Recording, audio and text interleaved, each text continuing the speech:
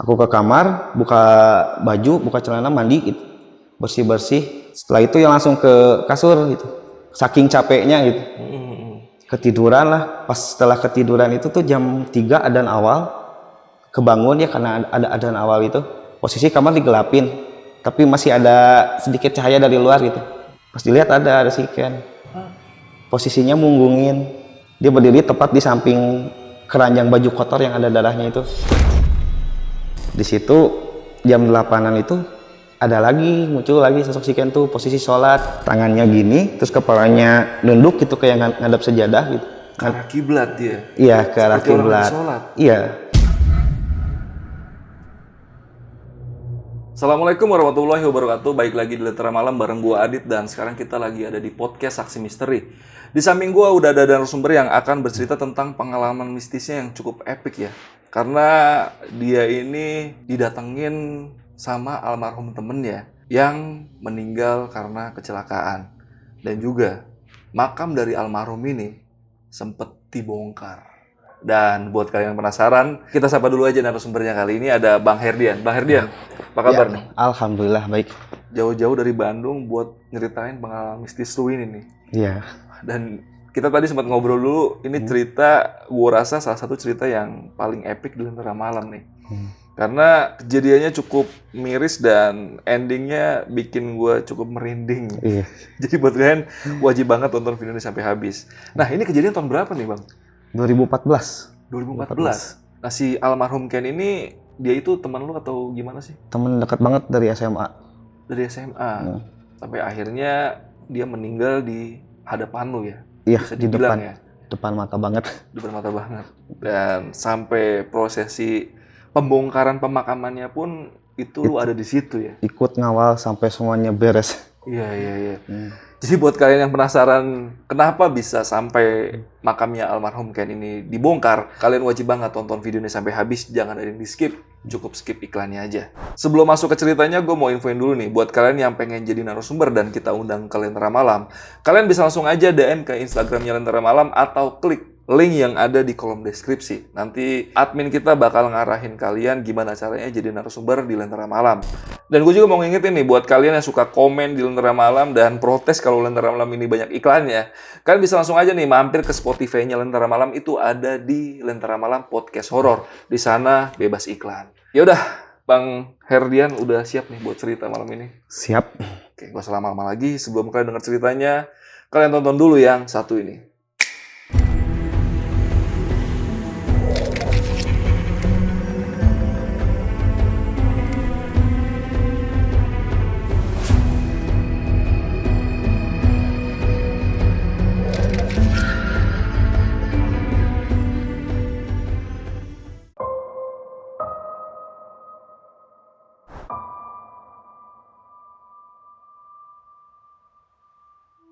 Oke Bang Herdian, boleh diceritain dari awal nih kejadian tahun berapa dan awal mulanya bisa kejadian gimana sih? Itu kejadiannya tahun 2014 di antara bulan Agustus sampai Oktober dulu lah. Itu tuh teman dekat banget gitu. Nongkrong kemana-mana suka bareng. Terus waktu itu ya karena kita gagal masuk PTN waktu itu, akhirnya mutusin buat cuti aja tanpa aktivitas kuliah atau kerja. Soalnya waktu itu memang masih sering nongkrong, seneng nongkrong, bareng geng motor, ikutan geng motor juga waktu itu. Sering banget ribut lah. Pernah waktu itu ribut ya sama-sama babak belur gitu. Sampai akhirnya besoknya si Ken tuh ngomong ngajak ke Banten katanya punya kenalan ustadz gitu. Dia pengen ngisi badannya biar kebal katanya. Dia ngebujuk terus sih biar diisi juga sama katanya kayak gitu.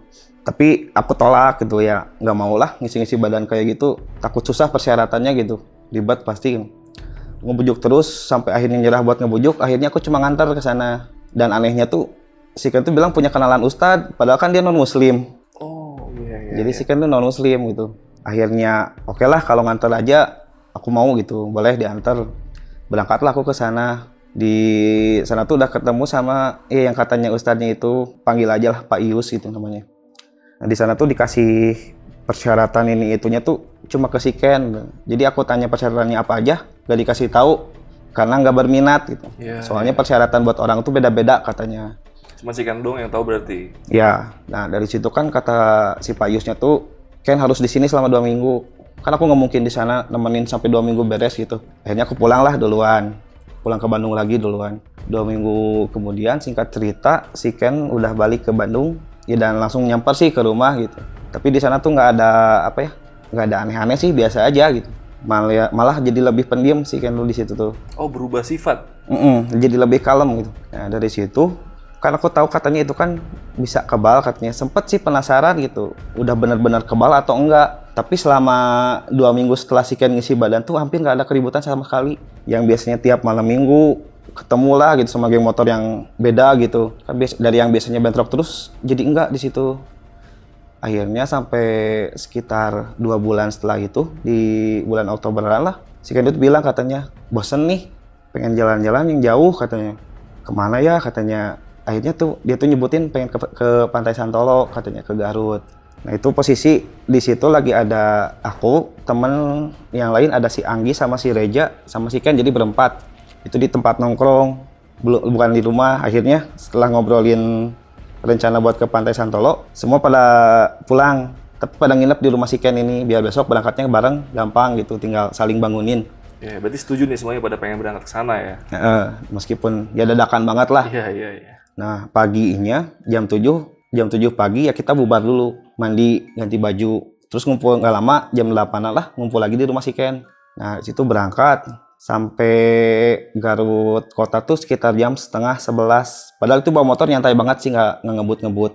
Nah begitu memasuki area pegunungan kan jalannya berkelok-kelok. Nah, terus orang-orang yang senang naik motor itu kan kalau ketemu jalan kayak gitu tuh malah sengaja malah ngebut gitu di belokan-belokan kayak gitu. Biar kayak Valentino Rossi ya? Iya, Iya. tikung-tikung itu full step katanya. Nah ini si Ken tuh posisi paling depan, jadi otomatis yang belakang harus bisa ngejar kan gitu, jadi harus ikut ngebut juga gitu. Nah setelah agak masuk lagi ke daerah yang lebih ke hutannya lagi, kan itu jalan tuh licin, bekas hujan mungkin. Nah si Ken ini kepleset di depannya tuh ada truk gede. Truknya sih pelan, soalnya dari posisi truk itu nanjak, dari posisi lawan arah si Ken turun. Nah dari situ si Ken kepleset, kepalanya tuh kena bumper mobil gede itu, yang kayak bumper tambahan yang besi gitu, yang berat itu. Cuma kepalanya doang, belum yang nyentuh mobil itu sebenarnya. Dia pakai helm? Pakai helm pecah. Nah dari situ yang di belakang ya otomatis panik. Aku langsung ke pinggir, motor dibanting, udah nggak inget distandarin dulu atau apa, langsung nyamperin si Ken. Di situ posisi si Ken itu setengah telungkup balik ke kanan.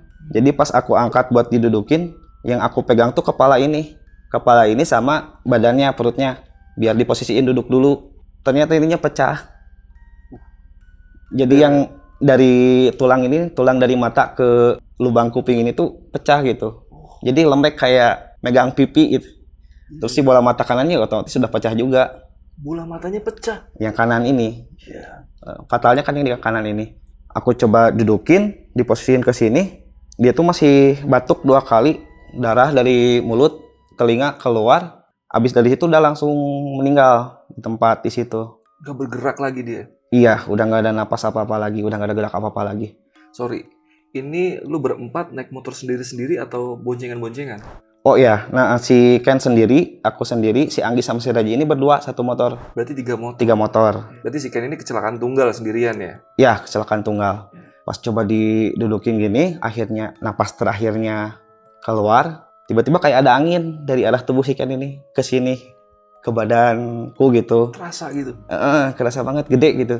Terus ada tepukan di sini, nepuk ke pundak kiri, terus ada bisikan di sini nih. Kalau dari bahasa Sundanya tuh bilangnya tuh panglepaskeun, artinya tolong lepasin. Tolong lepasin? Dari situ belum nggak sih maksudnya apa gitu. Terus di situasi masih sepanik itu, ya boro-boro mikir. Nah dari situ kan di sekitar 50 meter dari lokasi kejadian ada warung lah. Ya ada warga juga di situ pada datang nolongin. Sampai ada satu mobil berhenti, terus dia lihat kondisi si Ken, nanya-nanya mau gimana. Ini kata si mobil yang pakai mobil itu, ini mau dikemanain katanya, karena kalau udah meninggal di tempat ke rumah sakit ngapain katanya gitu. Tapi akhirnya tetap dibawa ke rumah sakit karena biar nanti bisa minjem mobil jenazah katanya. Ya, karena jaraknya cukup jauh nih dari tempat kejadian sampai ke rumahnya ya di Bandung itu ya. Jauh. Nah itu tuh kan kejadian sekitar jam 11:30-an kejadiannya tuh. 11:30 siang. Siang. Nah dari situ akhirnya oke lah, ya udah dibawa dulu aja ke rumah sakit yang ada di Garut Kota biar deket dulu gitu ke situ. Nah nyampe sana, si Ken cuma dibersihin ya dari luka-lukanya gitu, dilap-lap biasa sih kayaknya. Langsung diantar pakai mobil jenazah ke Bandung. Nah di situ ada polisi juga sama si supir truk itu nanyain gimana kejadiannya. Ya aku bilang bukan salah supir sih, supir truk itu kan lagi pelan gitu. Lagi pelan, iya. Emang Kennya yang ngebut, ya takutnya malah gimana kan kasihan si Kasian supir juga truknya supirnya, ya. iya. Lagi nyari duit gitu. Dari situ sih yang nggak tahu kelanjutan nasib si supir truk itu gimana, karena aku langsung fokus bawa si Ken pulang gitu. Nah, di situ juga si Anggi sama si Reja juga kan jadi ngabarin orang tuanya yang di rumah, teman-temannya.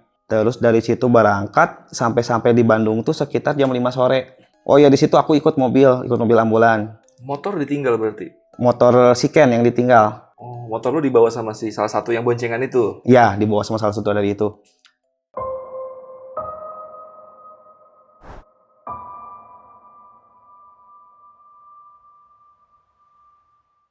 Nah, nyampe sana tuh udah rame, ya kursi udah ditata gitu, kursi. Karena kabar udah nyampe sana ya? Iya, udah nyampe sana. Terus pas nyampe sana tuh yang rame sih teman-teman sebetulnya banyak tuh. Soalnya kalau keluarga dia tuh kebanyakan di Kalimantan. Terus di situ juga cuma ada mamanya sama kakaknya.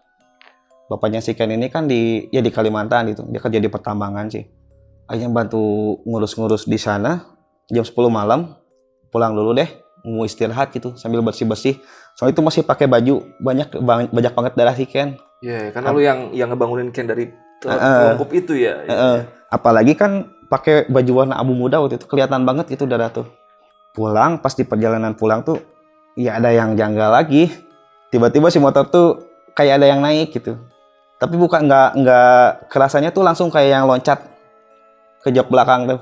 Dah dari sebelumnya karena nggak pernah ngalamin hal mistis, terus di situ ngalamin itu ya langsung oh mungkin ini si Ken gitu, arwah si Ken. Mau coba beraniin aja, ya udah pulang makin ngebut gitu nyampe sana.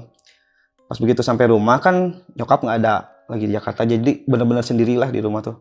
Aku ke kamar, buka baju, buka celana, mandi gitu, bersih-bersih. Setelah itu ya langsung ke kasur gitu, saking capeknya gitu, ketiduran lah. Pas setelah ketiduran itu tuh jam 3 adzan awal, kebangun ya karena ada adzan awal itu. Posisi kamar digelapin, tapi masih ada sedikit cahaya dari luar gitu. Pas dilihat ada si Ken. Posisinya munggungin. Dia berdiri tepat di samping keranjang baju kotor yang ada darahnya itu. Nah dari situ posisi munggungin gitu kelihatan itu, tapi pas setelah ngedip hilang lagi. Terus nggak lama dari situ ada bisikan lagi, tolong lepasin yang ada di punggung. Yang ada di punggung? Mulai ngerti gue nih. Tapi gak apa-apa, lanjut lagi aja. Yeah. Nah dari situ kan langsung oh mungkin yang dimaksud isian badannya itu. Yeah. Akhirnya aku jam 3:30 ke air ambil wudhu, berangkat ke masjid. Karena aku tahu ada satu orang yang kayaknya bisa bantu gitu. Di masjid? Di masjid itu ada Pak Agus namanya. Dia tuh ya marbot lah, tapi terkenal dengan orang pintar juga gitu. Mengerti hal seperti itu gitu. Aku nanyain, ceritain teman meninggal, ada banyak bisikan minta dilepasin di punggung. Jadi udah langsung ngerti, ngisi ya katanya. Iya ngisi katanya. Mau minta tolong dilepasin katanya gitu. Akhirnya si Pak Agus ini bersedia bantu gitu. Tapi paling jam 8 pagi katanya, karena ada urusan dulu. Nah, jam 8 pagi itu udah ditungguin, udah tinggal berangkat ke sana, ke rumah si Ken itu. Awalnya pakai sarung, baju koko, peci, si Pak Agusnya tuh. Aku suruh ganti dulu lah setelannya. Soalnya kan ini si Ken Kristen. Oh iya, non-muslim ya. Takutnya jadi omongan apa-apa gitu. Akhirnya si Pak Agusnya ganti baju, berangkat lah dari situ. Nah pas nyampe sana, si Ken ini baru mau didandanin. Baru mau didandanin. Soalnya dia kan non-muslim, jadi kayak bikin acara dulu masuk dalam peti gitu ya? Iya. Dirias dulu ya? Dirias dulu. Nah, pas datang ke sana kebetulan di sekitar peti mati itu cuma ada tukang riasnya doang. Aku nyamperin ke sana, Mbak, boleh ditinggal dulu, minta waktu sebentar gitu. Terus si Pak Agus ini langsung bacain doa lah ke si Ken teh. Megangin tubuhnya kayak nyari gitu. Sampai akhirnya tangannya tuh ke sini. Nyari sampai ke punggung. Ketemu katanya, oh ini di sebelah sini. Dia baca doa lagi. Begitu beres pas ngeluarin ternyata ada kayak mutiara segede biji beras warna biru. Nah, ini udah dikeluarin. Nah, pas di situ tuh aku megang tangan si Ken. Tapi ada lah 2 jarinya tuh nyengkram. Asalnya kan gini. Nyengkram gitu. Nah, dari situ langsung ngajak dulu pulang lah ke si Bagus karena udah dicabut itu. Terus aku tanyain ini harus digimanain ininya, katanya harus dikubur di sekitar lokasi kejadian. Di daerah Garut itu berarti Iya, dan di hari yang sama di hari itu langsung ke sana lagi aku sama si Anggi berdua. ditemenin berdua. Ya ngebut banget itu sih ke sana karena cuma buat nguburin itu doang gitu. Berangkat dari jam 10 nyampe ke lokasi sana jam 1-an. Terus balik lagi ke Bandung tuh sekitar jam 4-an lah. Tapi dari situ ya udah ke rumah lagi, nggak ke rumah si Ken itu langsung ke rumah lagi. Nah di malam itu aman, nggak ada apa-apa gitu. Oh mungkin udah beres, yang dibutuhin si Ken udah diambil gitu, yang harusnya diambil itu udah. Nah, besoknya ke rumah si Ken lagi, ternyata bapaknya udah ada dan jadinya bakal dimakamin di hari itu. Oh berarti ini 2 hari belum dimakamin nih? Belum. Masih di rumah nih? Ya karena nunggu bapaknya. Ya, yang dari Kalimantan itu ya? Ya. Nah, bapaknya baru nyampe jam 11 dimakamin jam 11 siang. Dari situ ya beres lah setelah dimakamin ya pulang lagi. Di rumah tuh masih kepikiran gitu ya, masih sedih lah biasa gitu. Nah sampai akhirnya sekitar 2 atau 3 hari kemudian ya kan emang setelah itu aku nggak jarang banget keluar rumah gitu ya karena ada trauma juga waktu itu. Waktu itu beli rokok ke warung ketemu sama Pak Agus. Dia tuh bilang kamu banyakin ibadahnya ya cenah. Doain biar si Ken ini ya selamat katanya. Dia butuh doa kamu. Ya Pak, nyoba nggak ninggalin sholat lagi lah. Yang di hari itu juga langsung mandi wajib lah, bersihin tubuh gitu. Terus sholat zuhur. Nah kalau sholat zuhur itu kan nggak harus bersuara ya. Iya, betul. Tapi sebelum itu juga ada kejadiannya sih pas mau sholat zuhur itu baru baca niat. Terus iftitah ada yang nepuk lagi. Itu sholat di rumah padahal sendiri. Di rumah sendiri? Iya, kan itu seperti isyarat untuk minta jadi makmum ya. Iya. Kalau nepuk pundak tuh. Pas baca iftitah itu, udah tepukan itu, langsung diem dulu sih sebetulnya. Takut nggak khusyuk gitu, tapi akhirnya dilanjut. Dan pas setelah baca Al-Fatihah, dia tuh nyaut. Kan setelah baca Al-Fatihah, makmum pasti bilang amin. Amin. Iya, jelas banget itu suaranya Ken banget itu. Suaranya Ken itu? Iya.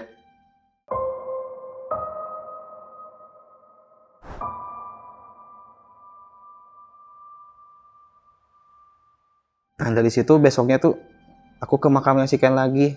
Ya kayak pengen ngobrol lah. Kamu butuh apa lagi gitu. Apalagi yang bisa aku bantu gitu kan. Nah di situ tuh bukan lewat bisikan sih kayak ada jawabannya, tapi tiba-tiba ngeh di sini aja, ada terdengar di otakku gitu. Kayak kepikiran aja gitu ya? Kayak kepikiran aja jawabannya tuh apa. Pindahin aku dari sini katanya. Ini bukan tempatku katanya gitu. Pindahin? Iya minta dipindahin.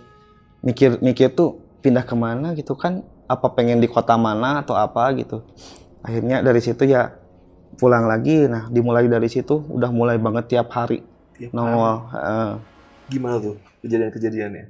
Nah pulang dari makam, pulang ke rumah tuh langsung sholat. Setelah sholat tiduran gitu.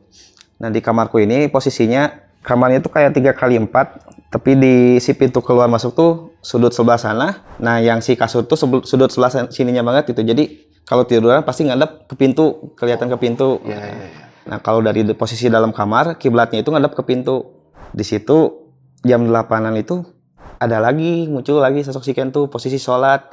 Tangannya gini, terus kepalanya nunduk gitu kayak ngadep sejadah gitu. Ke arah kiblat dia? Iya, ke arah seperti orang kiblat. lagi sholat? Iya, di sajadah bekas aku pakai yang belum dilipat gitu kan. Oh iya, lu habis sholat belum lu lipat, lu udah tiduran di kasur, dan tiba-tiba sosok itu muncul di sajadah lu. Iya, itu posisi lampu nyala. Begitu muncul, aku perhatiin gitu, diliatin gini terus nggak hilang-hilang, tapi pas ngedip hilang. Berarti cepet banget ya muncul dan hilangnya cepet banget ya? Iya, jadi kayak butuh kedipan mata aja sebetulnya. Ya nggak tahu juga kenapa kayak gitu. Udah takut banget sih sebetulnya, tapi harus ke siapa gitu kan, di rumah sendiri. Pas setelah si Ken hilang lagi tuh selalu ngadep ke kiri, ke tembok kiri, tutupin bantal.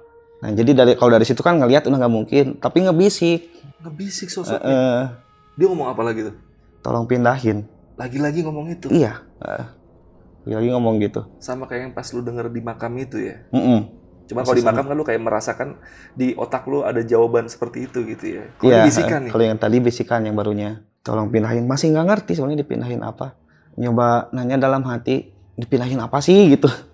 Tapi dari situ nggak ada jawaban gitu. Jadi kayak emang kayak dibikin teka-teki banget gitu. Dari situ ya udahlah belajar berani aja, nggak usah dipikirin gitu. Habis itu ya kebesokannya gitu terus rutin dengan posisi yang sama, bisikan yang kalimatnya sama selalu kayak gitu. Nggak ada bedanya siang atau malam juga, kalau dia pengen nongolnya siang ya keluar kelihatan gitu. Tapi dengan posisi seperti orang sholat, Iya, posisi orang sholat. menghadap Terus ke arah kiblat. iya, terus kan setelan juga putih-putih. Setelahnya putih-putih. Putih-putih. Tapi lu yakin banget itu sosok si Ken itu? Iya, posturnya. Posturnya kelihatan banget. Posturnya, gaya rambutnya. Karena dia kan posisinya membelakangi lu ya. Iya, Lu ngeliatnya dari belakang ya. Nggak ada tatap-tatapan wajah langsung gitu. enggak. Jadi Iya. posisinya ya gitu munggungin. Iya, iya. Posisi sholat putih-putih. Tapi putihnya tuh kayak kemeja sama celana putih biasa gitu. Enggak setelan putih langsung ke bawah itu. Dari situ selama setiap hari sama aja sebetulnya. Sama-sama kemunculannya seperti itu aja. Ya, cara dia muncul, cara dia bisikin sesuatu kalimatnya sama. Ya emang sih waktunya aja yang kadang jam segini, kadang jam segitu. Iya, iya. Sampai bener-bener terbiasa sih di situ. Nggak lama beberapa hari dari situ, aku tuh baru ingat baju ngaruh mungkin ya kata gue. Baju. Yang masih ada darah Shigen itu. Iya, iya, iya, iya. Emang udah dicuci sebetulnya itu. Tapi pas setelah kering dijemur, ada lagi. Nodanya. Jadi kayak nggak bisa luntur.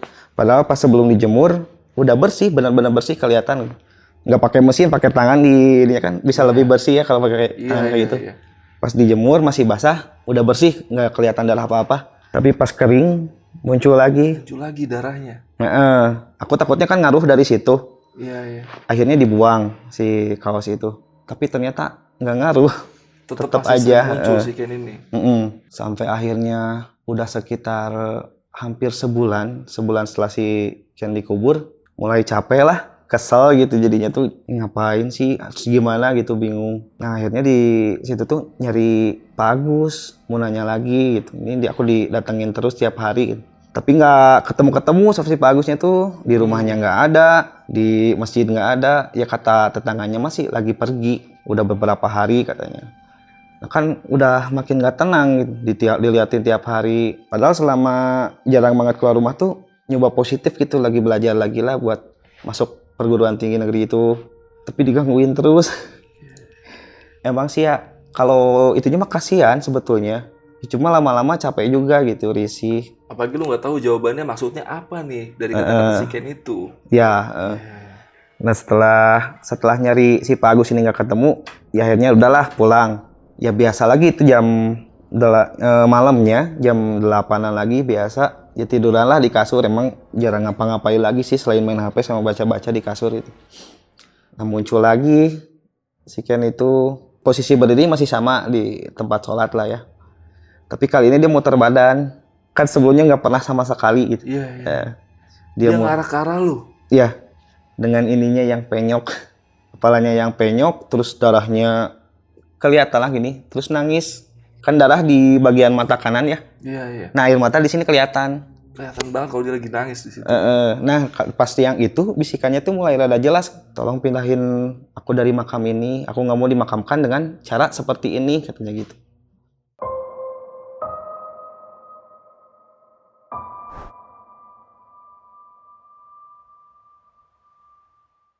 Dari situ barulah kepikiran si Pak Ius yang di Banten ini. Barangkali dia tahu gitu. Iya, iya.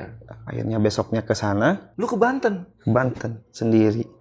Buset. Untung masih ingat jalannya. Iya, iya, iya. Karena lu yang nganterin si Ken itu ke tempatnya si Pak Yus itu ya? Iya, iya, iya. Sampai sana cerita dan ternyata si Pak Yus ini nggak tahu Ken udah meninggal. Dia nanyain di situ, dia nanya dulu isian badannya gimana. Udah dikeluarin Pak. Udah dikubur di dekat lokasi kejadian. Alhamdulillah katanya. Karena emang harus kayak gitu katanya, caranya emang harus digituin. Nah dari situ aku ceritain lagi ke si Pak Yus ini, Pak saya didatengin terus tiap hari. Dengan dia bilang ngebisik, tolong pindahin makam katanya. Di situ tuh dia diem aja, ngalah napas. Akhirnya ceritalah kalau ternyata si Ken ini udah Islam. Si Ken itu mualaf? Mualaf, 8 bulan sebelumnya katanya. Berarti di bulan Februari. Di Februari? Iya. Berarti itu jauh sebelum dia ke Pak Yus itu? Jadi sebelumnya yang yang ngebimbing si Ken mualaf ini Pak Ius. Jadi sebelum si Ken ngisi badan itu emang udah kenal. Oh, udah kenal lama. Udah kenal lama sama Pak Ius itu. Ternyata Pak Yus yang membimbing dia untuk masuk Islam. Pak Ius yang bimbing. Karena aku bengong jadi. Iya, iya. Oh iya udah Islam. Tapi masih agak percaya nggak percaya. Saksinya pacarnya katanya. Jadi waktu itu mualaf tuh di depan pacarnya ketika dia syahadat tuh di depan pacarnya. Nah berarti kan udah ketahuan nih maksudnya apa ya. Ngedatengin minta dipindahin tuh. Ya berarti si Kennya pengen dikubur secara Islam gitu. Dari situ pulang dulu. Pulang lagi ke rumah ya udah dapat jawaban lah. Nah, nggak lupa di sana juga minta nomor HP Spayus ini takutnya ada apa-apa. Dia nggak perlu bolak-balik lagi ya. Akhirnya pulang. Nah di situ kan udah yang beratnya tuh di situ kerasanya. Ini gimana ngomongnya ke orang tuanya? Iya, gue tahu tuh. Pasti Pasti kan. susah banget tuh mau ngomong orang tuanya gimana. Akhirnya dari situ sehari, 2 hari, 3 hari belum ada omongan apa-apa ke orang tuanya. Nah itu selama 3 hari juga masih diliatin lagi kayak gitu. Tapi sekali doang sih yang muter badan mah. Iya. Tetap yang pas hari itu aja. Ya mungkin dia tuh sedih mulai karena aku udah ngerasa risih dan keganggu gitu. Makanya dia muter badan sambil ngeliatin dia nangis tuh kayaknya sedih gitu. Nah selama 3 hari itu saking belum kekumpulnya berani buat ngomong gitu. Akhirnya terusnya masih dipendem. Bodo amat lah diliatin terus gitu. Sampai akhirnya ya kesel lagi, capek lagi. Nyobalah datang ke rumahnya. Pas di sana ada kakaknya, mamahnya, bapaknya juga masih di sana, belum balik lagi ke Kalimantan. Awal datang ke sana mah ya biasa, masih salam. Maafin Ken ya kalau punya dosa sama kamu, masih ngomong-ngomong gitulah. Ya mah, sebenarnya ada yang mau diceritain selain itu. Setiap hari didatangin Ken. Ken minta dipindahin makamnya karena Ken udah Islam. Aku langsung to the point sih ngomong gitu. Iya. Ditampar sama bapaknya. Gue di situ udah berisik lah, mamanya, bapaknya udah teriak-teriak, lalu bapaknya sampai main tangan. Keluar kakaknya dari kamar. Akhirnya aku dibawa keluar sama kakaknya, terus diajak ngobrol, dan ternyata sama kakaknya didatengin juga. Oh, gak cuma lu doang berarti kakaknya Iya, didatengin sama si Ken. Nah di situ nanya, yang didatenginnya gimana kan? Waktu pertama kali diliatin tuh 3 hari setelah si Ken dikubur. Lagi tidur malam biasa mimpi buruk gitu, dibonceng si Ken naik motor terus kecelakaan. Ya kan orang kalau mimpi buruk langsung Kebangun. pas bangun mukanya si Ken di sini ada Hadapan langsung sama dia. ke kakaknya gitu, mukanya banget gitu deket, terus si darah yang dari mata kepala bagian kanannya tuh netes sampai ke pipi dia katanya. Nah kakaknya tuh kan penakut banget sama mistis, itu langsung lari keluar kamar, gedor-gedorin kamar orang tuanya. Dan ternyata pas diceritain kayak gitu, ya sama malah digampar. Kakaknya si Ken ini juga sama digampar katanya. Berarti kakaknya si Ken ini udah sempat cerita duluan ke orang tuanya sebelum lu? Iya, udah cerita duluan. Katanya itu sembarangan banget kalau ngomong, nggak mungkin si Ken jadi hantu, kan kayak gitu. Dari situ juga sama, ternyata dibisikinnya tuh kata-katanya sama, terus dia juga dari yang tadinya penakut jadi ayo udahlah. Jadi ngerasa biasa juga gitu kakaknya si Ken. Sampai akhirnya beberapa minggu digangguin. Kakaknya si Ken ini coba nanya tapi diucapinnya tuh di dalam hati gitu. Lo pengen dipindahin kemana katanya. Ya terus sama kedengarnya tuh kayak di otak itu. Kayak aku juga katanya tuh ada jawaban. Bang, gue udah mualaf. Gue pengen dikubur secara Islam. Nah, jadi sebenarnya lebih duluan tahu si kakaknya si Ken daripada aku sebetulnya. Cuma dia kan ya mau ngomong gimana lagi ke orang tuanya. Dia aja nggak berani gitu kakaknya tuh. Baru bilang dihantuin aja udah digamparin kan, apalagi bilang si Ken udah mualaf itu udah Islam. Pasti lebih parah lagi. Ya makanya di situ dipendam terus sampai akhirnya aku datang ke sana dan saling bagi cerita gitu. Karena ternyata ada kesamaan itu diganggunya kayak gimana. Dari situ ngobrol, tiba-tiba kakaknya si Ken ini kepikiran si Indri. Pacarnya si Ken. Pacarnya si Ken ya. Soalnya dari pas si Ken meninggal dia nggak nongol sama sekali. Sampai nguburin pun nggak datang. Nggak datang. Kan kakaknya si Ken ini tahu banget si Indri itu disayang banget sama orang tuanya si Ken. Jadi orang tuanya si Ken ini pengen punya anak cewek, tapi yang ya dapatnya cowok 2 gitu. Nah terus kan kenal si Indri ini udah lama banget karena teman satu gereja gitu waktu itu dia dari kecil sampai akhirnya pacaran gitu. Apa kita minta tolong si Indri aja yang bilang katanya. Kata kakaknya si Ken. Oh iya boleh juga kayaknya. Akhirnya dari situ kan aku mikirnya oh iya, baru ingat gitu kalau si Indri itu dipercaya banget sama orang tuanya si Ken. Terus emang aku nggak deket sih sama si Indri ya. Emang dia tuh orang rumahan banget, jadi nggak pernah dibawa nongkrong sama si Ken juga. Oh iya. Jadi akhirnya, oke kak, harus berdua paling kalau ke rumah si Indri. Aku tahu di mana rumahnya gitu. Soalnya kalau sendiri ya malu gitu. Jangan mau ngapelin lagi ya. Iya, iya. Di hari yang sama berangkatlah akhirnya ke rumah si Indri. Pas kita gedor rumah itu yang keluar tuh mamahnya. Awalnya tuh ya mamanya kenal sama kakaknya si Ken. Nah, diajak ngobrol dulu di teras. Nah, mamahnya si Indri ini nyerita kalau ternyata si Indri ini depresi banget lah. Depresi. 2 minggu nggak mau makan, nggak mau keluar rumah gitu. Semenjak si Ken meninggal. Nah, jadi kan waktu itu yang dari si Indri ya, ceritanya si Indri ini lagi ribut lah sama si Ken. Di malam minggu sebelum kita besoknya berangkat itu. Oh iya iya. Ya karena lagi ribut itu si Indri ini malas ngaktifin HP, mati aja HP gitu. Dimatiin aja gitu. Nah pas hari H si Ken meninggal, dia tuh nggak enak hati katanya. Nggak tahu kenapa ya, penasaran aja pengen buka HP jam 3, dibuka, si Ken kan meninggal setengah 12. Jam 3 dia buka HP, ternyata iya ada kabar dari mamanya si Ken. Si Ken meninggal. Nah di situ langsung berangkat sebetulnya si Indri ini, langsung OTW ke rumah si Ken. Meskipun jasadnya kan belum nyampe waktu itu. Nah, tapi dia lihat si Ken ada di gerbang. Di gerbang rumahnya si Ken? Iya. Karena jasadnya itu jam 5-an nyampenya ya? Jam 5-an nyampenya. Jadi jam 3 langsung ke rumahnya Ken? Dan ngeliat ada Ken di situ? Ada Ken di situ. Setelahnya ya sama putih-putih. Tapi ngadep mukanya biasa sih, bersih. Dari situ ya si Indri nggak jadi masuk. Pulang lagi langsung? Pulang lagi. Antara takut, sedih, dan lain-lain lah. Katanya campur aduk banget itu. Pulang lagi. Begitu nyampe rumah. Nah disitulah mulai juga sama, dihantuin terus. Kalau si Indri sama di hari pertama udah diganggu gitu. Cuma bedanya itu aja sih, kalimat-kalimat yang diucapin si Ken tuh kebanyakan minta maaf karena udah ninggalin gitu. Iya. Berarti agenda si Ken ngajak jalan-jalan ke Santolo itu juga mungkin karena pusing berantem sama pacarnya ya? Iya bisa jadi kayak Bisa gitu. jadi, ya? Iya. Karena jenuh mungkin. Dan setelah dicerita-cerita ternyata ya hubungannya agak renggang ini ya karena si Ken mualaf.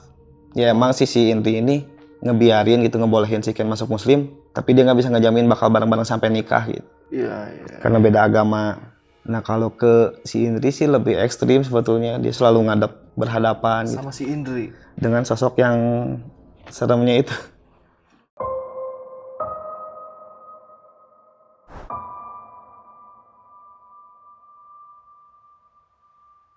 Beberapa hari setelah si Ken meninggal, ya dia kan emang udah depresi banget, sampai tidur tuh ditemenin mamanya. Pagi siang malam ditemenin di kamar gitu. Pernah sampai ngamuk si Indri tuh, nangis histeris. Ya karena si Ken nampakin dengan wajahnya yang rusak itu.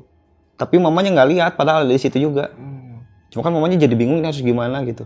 Sampai manggil psikiater. Karena nyokapnya takut nih si anaknya ada kerusakan mental atau penyakit-penyakit lain gitu ya? Iya. Takutnya kena mentalnya lah gitu.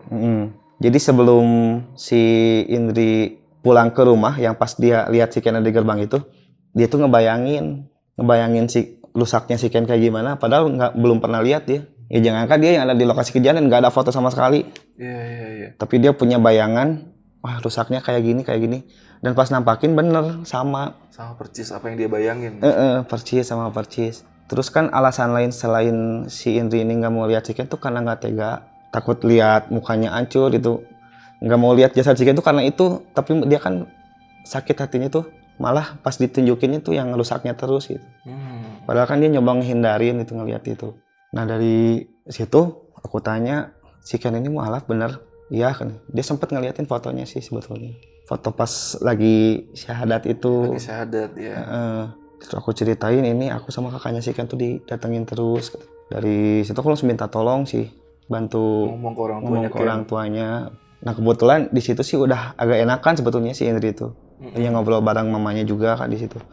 Udah bisa dibawa ngobrol enak lah. Akhirnya ya dengan senang hati lah katanya, ya udah nanti aku ngomong ke orang tuanya si Ken. Lusanya sih nyampe si Indri ini datang ke rumah si Ken tuh lusa. Dia ngobrol bertiga doang. Jadi kakaknya si Ken juga nggak ada di rumah, jadi nggak dengar omongannya apa-apa. Aku juga nggak ikut. Nah besoknya dapat kabar udah diizinin ternyata. Diizinin untuk dibongkar lagi makamnya berarti? Diizinin. nggak tahu ngomongnya gimana sih ya, pokoknya bisa sebegitu dipercayalah si Indri di mata orang tua si Ken. Besoknya udah dikabarin sama si Indri udah boleh dipindahin katanya. Nah dari situ aku telepon Pak Yus buat bantu juga prosesnya gitu kan. Nah si Pak Yus ini bisanya beberapa hari kemudian sih sebetulnya. Ya, sampai akhirnya ya ditunda dulu gitu dipindahinnya. 4 hari setelah diizinin baru bisa ke sini si Pak Yus. Dia di sana ketemu dulu sama orang tuanya, ngobrol-ngobrol. Dia ceritain kalau dia pembimbing si Ken itu buat masuk muslim. Sempat nanya orang tuanya si Ken ini kok bisa dia masuk muslim gitu. Ya kan sebelum syahadat juga si Ken pasti cerita dulu ke si Pak Yus ini. Kenapa bisa sampai masuk Islam gitu? Kenapa pengen masuk Islam. Jadi awalnya dari mimpi sih sebetulnya mah. Dari mimpi nyoba baca-baca sana sini sampai akhirnya niatnya bulat gitu udah masuk Islam. Mimpinya diceritain nggak mimpi apa si Ken itu? Enggak sih, enggak nyeritain Pak Yus itu. Oh. Nah dari situ mulai belajar dasar-dasarnya Islam gitu. Nah barulah udah bulat tekadnya gitu masuk muslim. Nah aku tanya juga, si Ken kenal Pak Yus dari mana?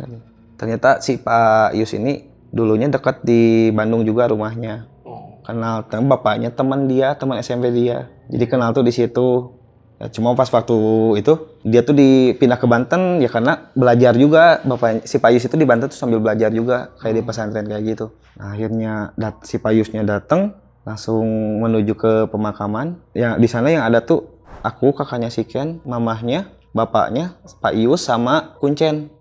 Kuncen makam. Ya, terus ada satu RT di area pemakaman itu. Akhirnya digali lagi, masih ya pakai peti mati kan ya kalau Kristen. Pas diangkat tuh masih si petinya udah ada sebagian sih yang udah habis pakai. Tapi untungnya belum sampai dalam gitu. Jadi si Ken masih utuh lah. Dari situ diangkat, terus dibawa ke musola terdekat, dimandiin lagi, diganti jadi pakai kain kafan, terus disolatin. Setelah disolatin, langsunglah dikubur di seberang. Ini jadi makam non Muslim dan Chinese itu berseberangan banget sama makam umum, makam Muslim gitu. Iya, iya. Masih dijalani sama, cuma berseberangan gitu. Jadi di bawah nyebrang aja. Pindahkan di tempat yang Muslim ya. Setelah si jasadnya masuk lagi, tutup pakai papan sama kain kafan doang tanpa peti mati. Di situ aku adanin. Pak Yus minta kamu yang adanin, kayak diadanin dari situ. Terus beres, dikubur. Dari situ agak lega sih sebetulnya, udah beres gitu. Nah si Ken ini berterima kasihnya lewat mimpi. Setelah itu, setelah kejadian lu dimimpiin, mimpinya kayak gimana tuh? Dia bilang, kamu nggak tahu bakal kayak gini, makasih sebelumnya. Lebih ke terima kasih itu doang. Tapi yang ada di pas di mimpi itu, ya nggak tahu lah aku lagi di mana gitu posisinya. Yang ingatnya gitu ya pas peluk aja sambil bilang makasih. Nah dari situ ya udah nggak ada gangguan apa-apa lagi gitu. Cuma kayak kemarin sih ada bonusnya tuh. Yang pas pertama aku ngirim voice note ke Lentera Malam, itu tuh posisi lagi di tempat kerja sih, nge-voice note itu. Kan katanya kalau diomongin datang ya biasanya. Nah pas waktu itu pas lagi nge-voice note itu ada deket di sini gitu. Jadi kayak flashback lagi gitu. Diem dulu sekitar 10 detik, langsung lanjut lagi nyerita. Nah setelah itu nepuk lagi. Ditepuk lagi? Nah yang pas di situ langsung di close dulu si voice note-nya. Makanya kan jadi nyambung waktu itu. Voice note pertama 14 menit, voice note yang kurangnya gitu sisanya tuh 6 menit. Jadi kepotong tuh gara-gara itu. Nah kalau soal penampakan dan lainnya sebenarnya udah beres sih setelah si Ken dipindahin makamnya gitu. Dan setelah itu tadinya mau nyari cerita-cerita lain dari orang yang terlibat pada waktu itu gitu, tapi udah nggak ketemu lagi. Soalnya orang tua si Ken sama kakaknya juga udah stay di Kalimantan lagi. Oh semuanya pada pindah ke Kalimantan akhirnya? Ya, nah kalau si ceweknya sih susah nyarinya, soalnya udah nggak di situ juga. Tapi orang tuanya masih. Iya. Karena lu nggak dekat juga sama si Indri ini ya? Iya, nggak dekat juga. Iya. Nah, oke nih Her, gue agak penasaran sama tadi bagian akhir cerita ya. Lu kan sempat ngomong akhirnya keluarga setuju untuk membongkar makamnya ya, dan petinya itu udah lumayan agak rusak, tapi jenazahnya masih utuh. Nah itu jenazahnya itu bau bangke atau enggak tuh pas dibongkar itu? Enggak ada bau sama sekali. Enggak bau sama sekali? Enggak. Padahal kan udah agak lumayan lama ya dikuburnya ya? Iya, makanya malu juga sih sebetulnya. Soalnya sebelum meninggal tuh kalau lagi nongkrong bareng si Ken ini suka ngilang di antara jam 3, jam 12 siang, jam 3. jam 6 atau jam 7. Di waktu-waktu sholat. Nah, sekarang lagi nongkrong di warung. Iya. Dia suka tiba-tiba, "Gue situ dulu bentar ya." Tapi di jam-jam itu aja gitu. Iya. Di jam-jam sholat. Oh ternyata dia udah sholat itu. Anjir merinding gue pas lu ceritain begitu. Udah rajin sholatnya. Sedangkan aku yang waktu itu, yang Islam dari lahir itu, ya masih lepas terus ibadahnya gitu. Iya. Ya mungkin di akhir hidupnya, ya ibadahnya bagus sih gitu. Iya. Mungkin karena itu juga gitu. Iya. Karena akhirnya jenazahnya pun masih bagus ya pas lagi Iya, dibongkar ya. sih bagus. Nggak bau sama sekali. Nggak ada bau sama sekali. Berarti gue juga kaget tuh pas lagi lu bilang di jam-jam tertentu dia ngilang. Iya. Pasti kayaknya kemungkinan dia diam-diam sholat tanpa sepengetahuan orang-orang ya. Iya, diam-diam sholat. Bahkan temen deketnya pun nggak tahu. Yang mungkin yang tahu cuma pacarnya aja kali ya yang tahu. Karena yang jadi saksi mualaf itu kan cuma pacarnya doang ya. Iya, pacarnya aja. Gila sih. Tapi lu dapat jawaban nggak sih dari pacarnya atau dari orang lain? Kenapa si Ken ini selain dari yang mimpi itu akhirnya jadi mualaf gitu? Enggak sih, Nggak dapat apa-apa lagi jawabannya. Ya cuman itu aja. Berawal dari mimpi, ya seperti tadi yang diceritain sama si Pak Yus aja ya. Dari mimpi akhirnya ya dibimbing sama Pak Yus masuk muslim gitu. Soalnya nggak kebayang juga sih si Ken kepikiran apa sampai pengen masuk Islam gitu. Iya. Soalnya pas dia masih Kristen ibadahnya juga rajin. Rajin ya. Ya, ibadah ke gereja juga rajin, nggak pernah kelewat lah gitu. Jadi ya nggak ada kepikiran sama sekali untuk jadi muslim gitu, ngelihat ibadahnya yang rajin itu. Iya, lu sempet tanya juga nggak nih? Ini kan akhirnya meninggal lah si Ken ini kecelakaan ya. Itu berarti yang ilmu kebalnya itu nggak kepake atau gimana sih? Atau nggak berfungsi? Atau emang kalau kecelakaan itu nggak bisa atau gimana tuh? Nah itu aku tanyain juga ke si Pak Yus. Ke Pak Yus lu tanyain tuh? Iya, itu emang kebal beneran gitu. Kok mati katanya digituin sambil bercanda sih waktu itu. Sebetulnya itu bukan buat kebal, bukan susuk buat kebal. Jadi si Ken itu waktu itu musuhnya tuh lagi banyak. Jadi pas si Ken dimasukin isian itu, si musuh-musuhnya tuh nggak kenal sama dia. Jadi buat itu. Oh. Si Ken sama Pak Yus ini ingin menghindari musuh-musuh si Ken biar nggak ribut-ribut lagi gitu. Soalnya katanya si Ken ini udah kapok, udah capek ribut. Tapi kenyataannya banyak yang masih ngincer si Ken. Justru pas setelah pulang dari Banten ngisi badan itu udah nggak ada. Kan tadinya sempat penasaran juga gitu, ini beneran kebal atau enggak. Tapi nggak pernah ada ribut sama sekali, jadi emang nggak terbukti gitu si kebalnya itu. Iya. Anehnya setelah dia dari Banten itu malah nggak pernah ada ribut-ribut nih geng-geng lu itu. Iya, Nggak pernah ada tawuran atau ribut lah gitu. Nah pas si Pak Yus ini ngejelasin itu, benar masuk akal. Berarti selama ini masih sering si Ken itu ketemu musuhnya, tapi si musuh-musuhnya itu jadi nggak kenal ke dia tuh. Sering papasan atau ketemu lah gitu, tapi lewat-lewat aja gitu. Lewat-lewat aja biasa. Kayak nggak inget itu Ken itu siapa gitu. Jadi sebenarnya itu buat kebaikan dia gitu. Dipasangin itu tuh. Iya. Bukan diisiin kebal biar so jago atau apa.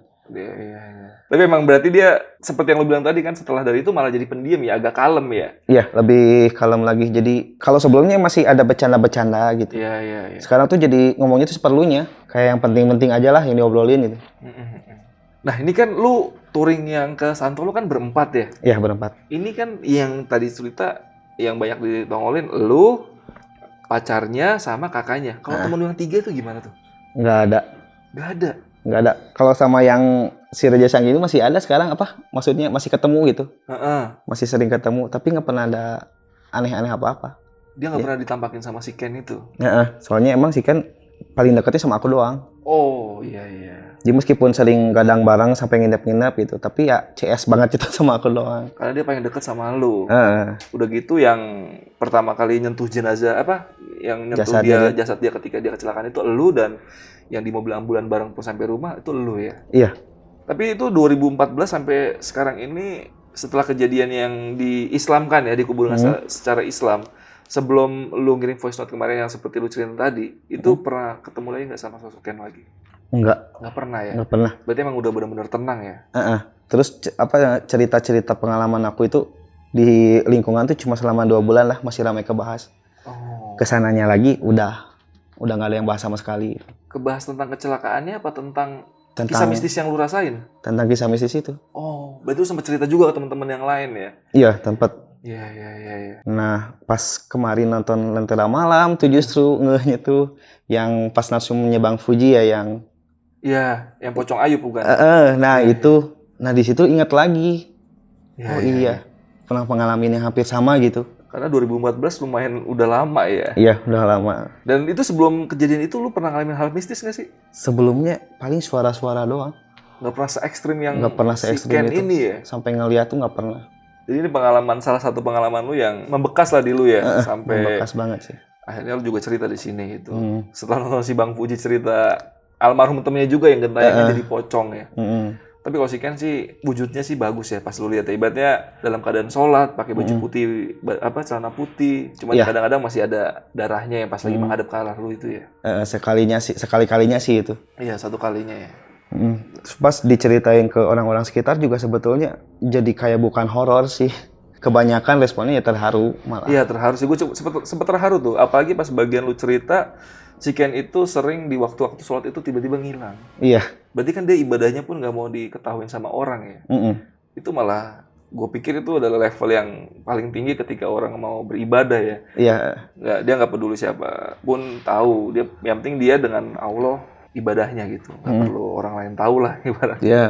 Gila. Sekarang Padahal kita sebagai yang Islam aja masih suka bolong-bolong ya. iya, emang banyak banget sih kasusnya gitu ya yang orang-orang yang mualaf tuh lebih rajin ibaratnya dibanding yang Islam dari lahir. Iya. Nggak aneh sih gitu ya, banyak yang kayak gitu. Iya, tapi si Ken itu dari pas dia non-muslim pun emang rajin ibadah ya. Iya, Pas ke Islam pun rajin. Dia berarti nggak setengah-setengah juga dia. nggak setengah-setengah juga. Nah, paling cerita malam ini cukup segitu aja. Buat kalian yang masih penasaran sama cerita dari si Herdian ini, kalian bisa langsung aja nih mampir ke Instagram Herdian. Itu ada di mana, Her?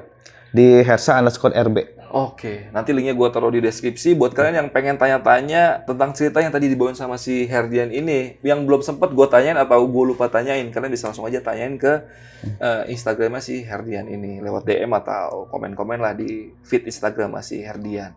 Yaudah, paling video malam ini cukup segitu aja. Thank you banget nih Her, lu udah jauh-jauh dari Bandung untuk share pengalaman mistis lu ini. Ya, siap. Yaudah, gue Adit dari Antara Malam dan Herdian izin pamit.